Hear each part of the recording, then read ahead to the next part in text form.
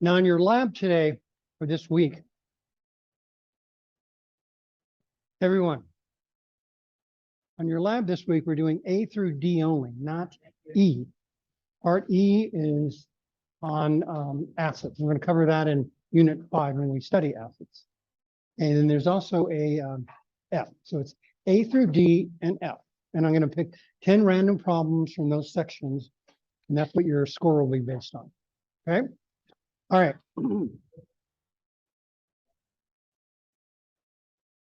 Now, there are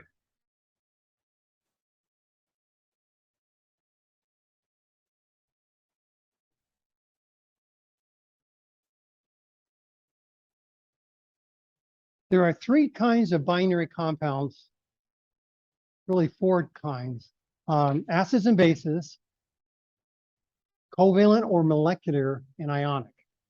Now I'm going to focus on ionic and molecular or covalent today, and that's the focus in the lab today as well. Okay, so problem is the conventions to name them are different. They aren't the same. So you need to be able to understand, how do you determine whether this is a molecular compound or an ionic compound?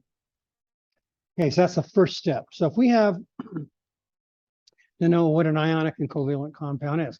Covalent, and again, molecular, let me put that in parentheses.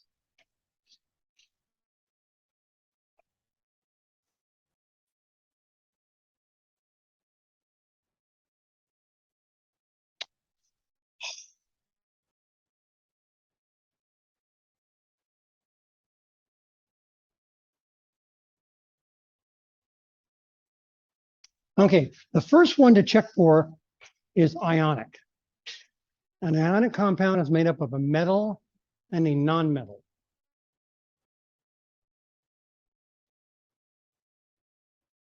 And if it's not ionic, then it's covalent or molecular. That's why you choose ionic first. Okay, so what I have over here is a common ion chart that I put together about 19 years ago. And these are some common ions that you'll find. And I've divided up by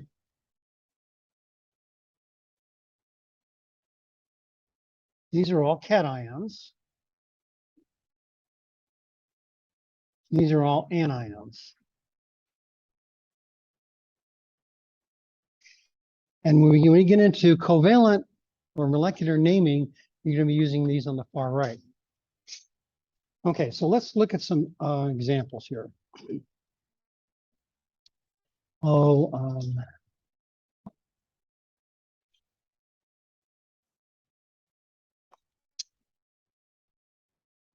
Okay, so is that a ionic or covalent compound?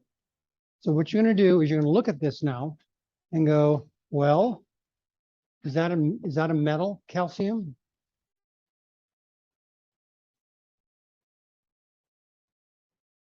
Metals make up most of the periodic table. Remember, right along the metalloids line, everything to the left of that are all metals. Metals tend to form cations also. So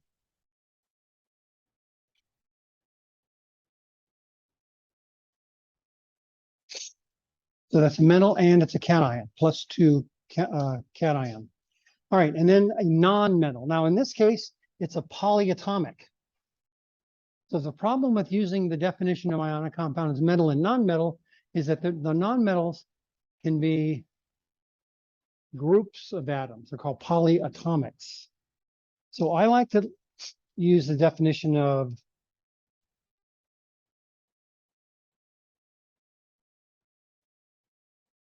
cation and anion because it's more general. Okay, so what you're going to do is, by the way, this common ion chart you're going to have on your test. I don't expect you to memorize it. So calcium we've already established is a cation.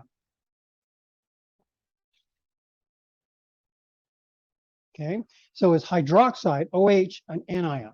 Well, it is. It's at the bottom here, right there. So in fact, this is an ionic compound. So we would then use the ionic naming convention to name this compound. Okay. Let's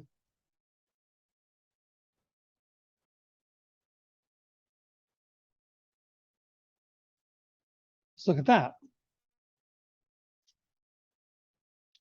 Okay, is that an ionic or covalent? Well, V is vanadium, and it's present in many forms. So that's definitely a cation. And what about O? Oxide. Top right. So that's an ionic compound as well.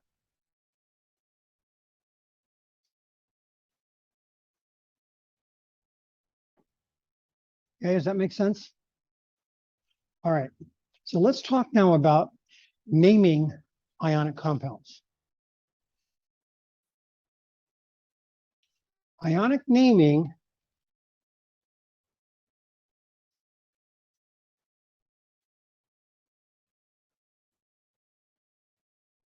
involves charge balance.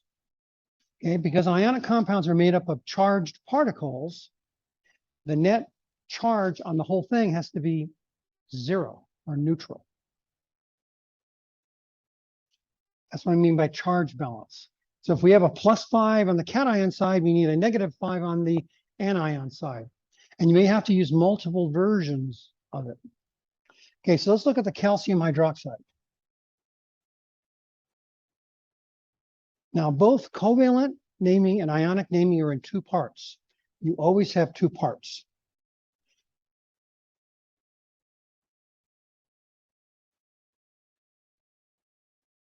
Okay, the left-hand side of the ionic naming is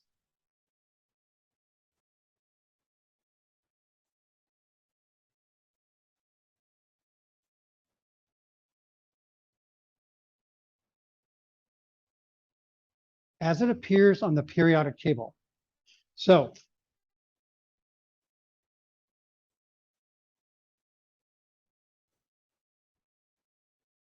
Ca is calcium.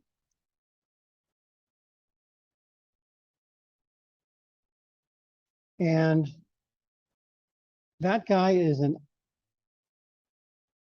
from our anion side. And it's hydroxide. And notice its charge is -1. That's why we have to have two of them.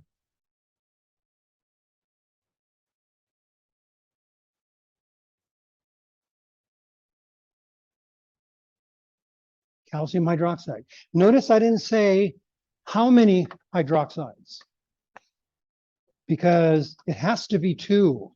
Why does it have to be two, not 3 or 1?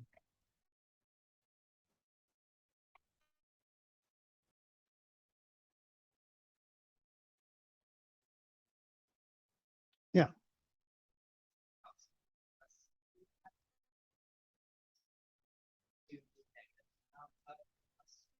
And the hydroxides are -1. Exactly right. That's why the formula is CaOH2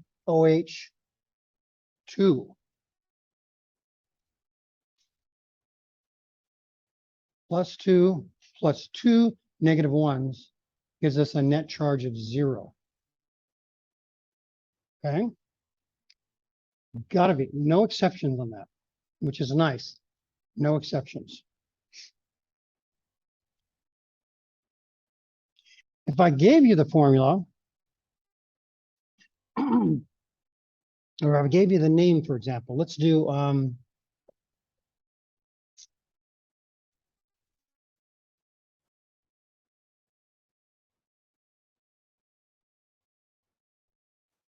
you're going to have to name a formula, and you're also going to have to name the formula from the name. Go back and forth. Okay, so vanadium sulfate. We've already mentioned that vanadium is cation right here at the bottom. The problem with vanadium is we have different versions of vanadium. Vanadium is quite a versatile element can form many different cations. Okay, so which one are we going to use? Now, when we, as a help to which ones we're talking about, notice the vanadium name is the same. So the only way we can tell which one of the vanadium cations we're talking about is we have to look what's inside the parentheses here. That'll tell us the charge. So vanadium 3 has a charge of +3. Okay. So back to vanadium sulfate.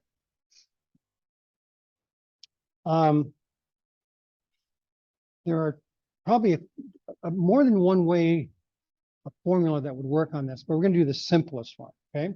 So vanadium is V. All right, over here. And the trick now is +2, +3, +4, it even goes +5. All right, so to help us figure that out, let's look at sulfate.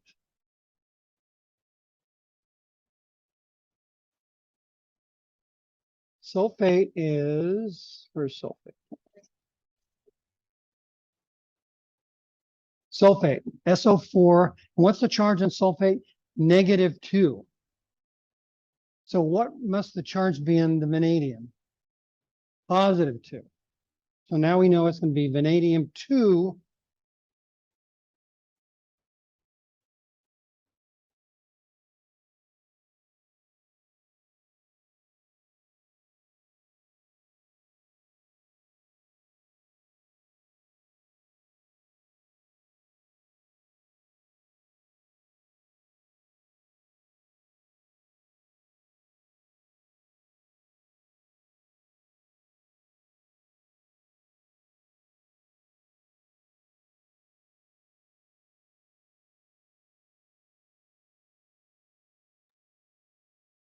No idea how that happened.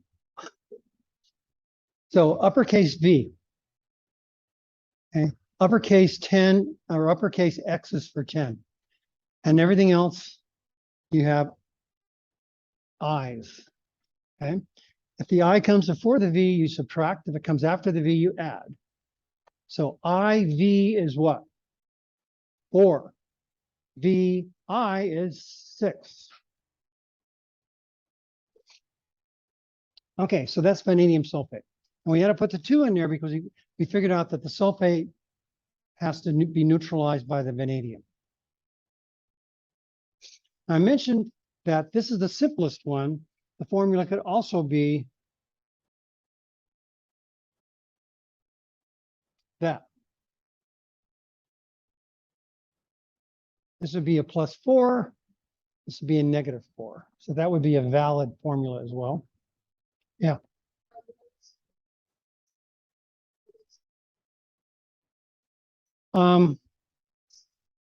If I asked you this in the test, either one would be fine. But in real life, this insinuates that there are 2 vanadiums and 2 sulfates. So it's not the same molecule.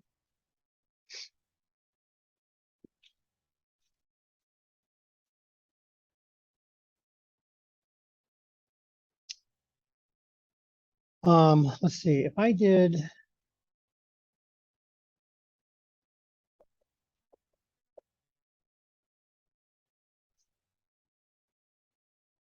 let's name that. Well, we know V is a vanadium, but which one is it? Okay, so to figure out which one is it, we look at the sulfates. Remember those are a -2, so 3 times -2 is -6. So what must the V2 be? +3. Because 2 times 3 is 6. We have +6 against a -6. So to name this, we would name it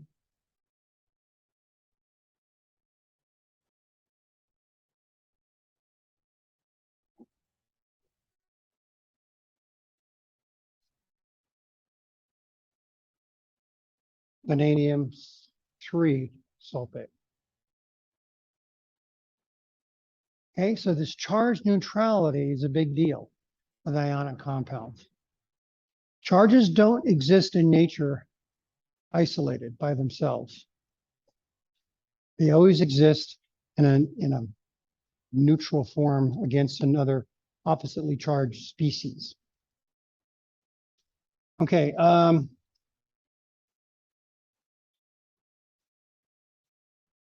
Let's do another example, and then we'll go on over to molecular or covalent.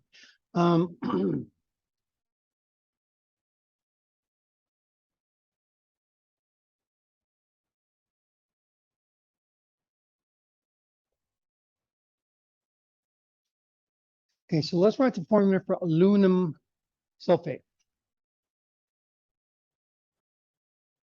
So we'll go up here to our ions chart. Okay, so the charge on aluminum is +3. We already know the charge on sulfate is a -2.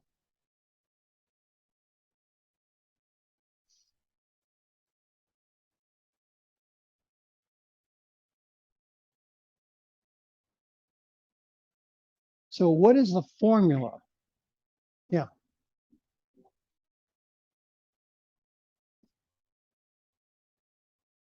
Exactly. Okay, because we have 2 +3s, that makes that +6. And we have 3 SO4s because we need a -6.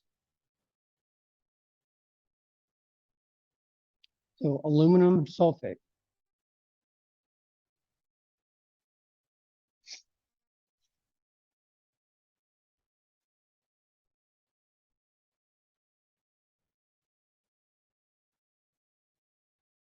Okay, you finished, by the way?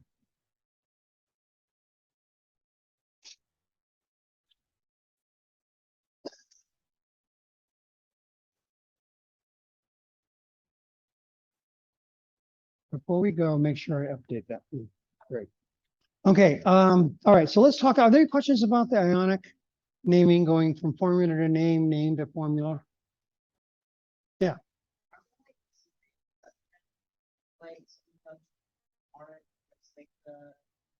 For the elements and it's like slightly different. I don't know if it's not. One other thing I want to cover while we're on ionic, and this school does not, it's very strange. In fact, Sac City is the same way. There's a new name for a chemical and an old name. The old name is really old. Frequently it's from the 1800s and stuff. And that's like calling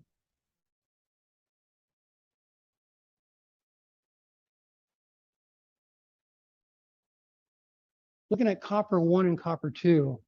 The other name for copper 1 is cuprous. The other name for copper 2 is cupric. Okay, these are the old names. Some are from alchemy days. And there's an us form and an ick form. The ick is always greater, but not necessarily by 1. Using the new way to do it with the parentheses and Roman numerals, and we know exactly the charge. You don't really know the charge when you say cupric or cuprous. You just have to know cuprous is +1, cupric is +2. But when you look on a food label, they're not going to say copper 1, they're going to say cupric. When you want to kill or kill gophers with copper sulfate, you look on the pack and you'll say cupric sulfate, not copper 2 sulfate. So I'm not going to hold you responsible for those other names, but every school I've worked at, except for Sac City and Sierra, they had to learn both names. So anyway, just be aware that there are other names for the same ion. Is that what you were talking about? Yeah. Yeah, exactly. Oh. Yeah. So I'm glad you mentioned that. Yeah, because okay, all right, so let's tackle now covalent. Now,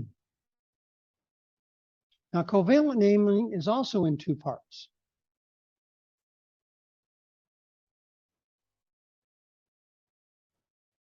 The first part is as it appears in the periodic table. For example, if we were looking at N2O5.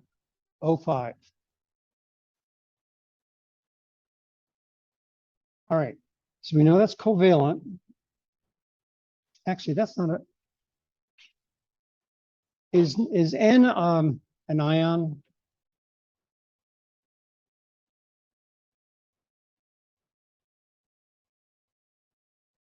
Yeah, it's right here, right?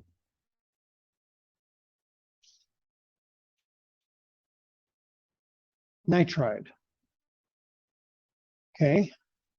And then what about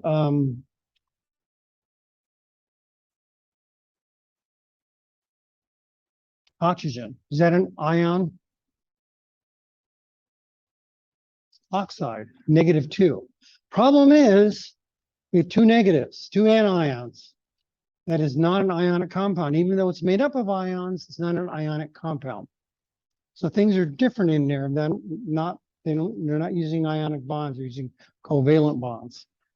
So it's got to be a cation and an anion because they've got to balance positive and negatives. If you have two negatives or two positives, it's covalent.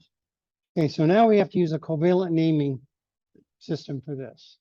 Okay, so the first of the name is going to be just like it was with the ionic one. What is the name from the periodic table? So we have nitrogen, and this part over here is an ide.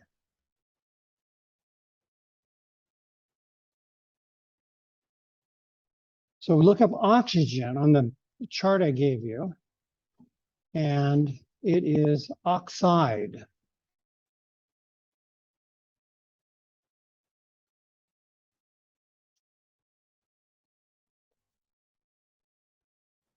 Now, the problem is we can't know the number of anything here because we're not balancing charge anymore.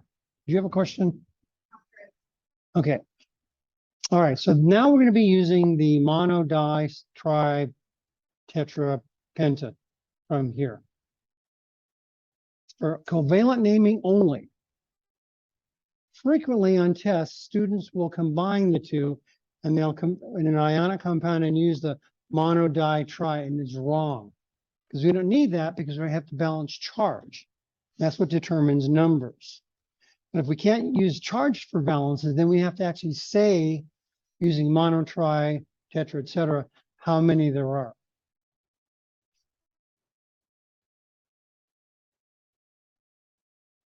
So this would be di, nitrogen, penta, oxide.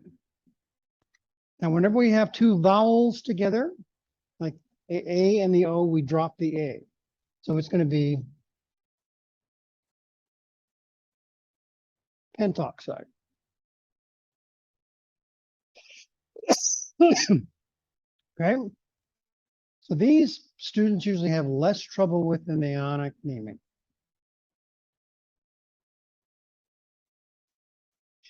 Now, there's one exception. One exception, and that's with the word mono. So let's do another one using mono. Let's name that. So it's got nitrogen again.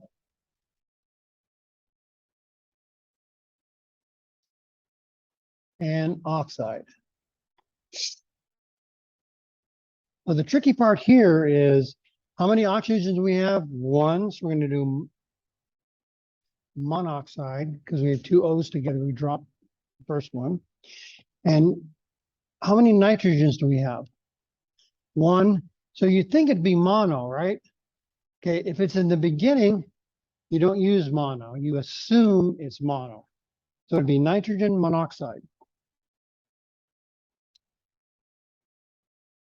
Carbon monoxide, not monocarbon monoxide, but just carbon monoxide. So in the second word, mono is required, but not the first one. That's the only exception.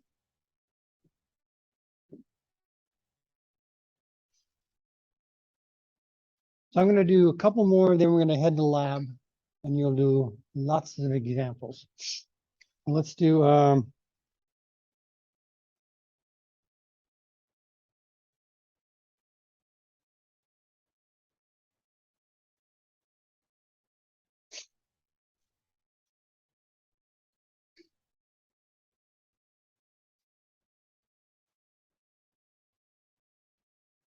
okay, so pentaphosphorus heptoxide.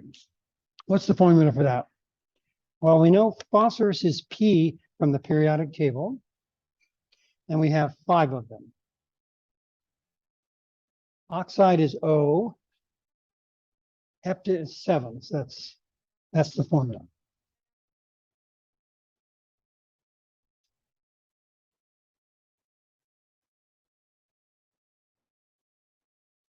So covalent naming or molecular naming flows pretty smoothly. The only exception is that mono in the beginning. Okay, did I answer your question? Okay. Okay. All right, any more questions? Okay, so let's go ahead and head to lab. Oh, yeah. Unit 5. Yeah. Because that's a unit on an acid. So why name them now? Just name them then.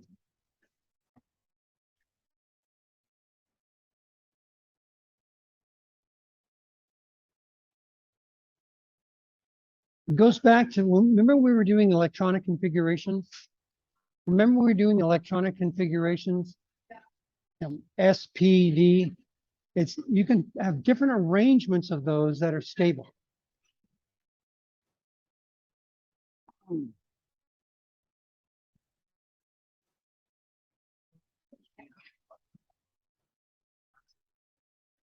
Unit 5.